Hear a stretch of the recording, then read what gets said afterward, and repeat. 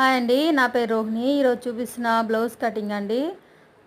ఇంట్లో ఉండి నేర్చుకోవాలనుకున్న వారికి కొత్తగా ట్రై చేయండి, చాలా బాగుంటుంది.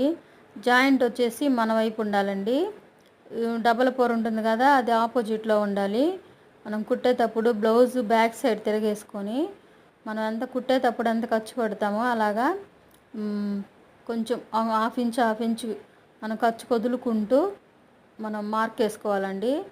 టేప్ కొలతల కన్నా కూడా ఆది బ్లౌజ్ అయితేనే చాలా ఈజీగా వస్తుంది, పర్ఫెక్ట్గా వస్తుందండి. అంటే త్వరగా మర్చిపోరు అనమాట. టేప్ కొలతలు అయితే మర్చిపోతూ ఉంటారు. ఇలాగనుకో మన బ్లౌజు మన చేతిలోనే ఉంటుంది కాబట్టి మనం పెట్టుకొని మనం కుట్టిన బ్లౌజ్ కూడా మనం మన జాకెట్ ఎలా ఉందో ఒకసారి చూసుకుంటూ మనం కుట్టినా కూడా మనకి ఈజీగా అర్థమైపోయిద్ది. ఇలా ట్రై చేయండి. మీకు నచ్చితే లైక్ చేయండి, షేర్ చేయండి, సబ్స్క్రైబ్ చేసుకోండి. Thank you.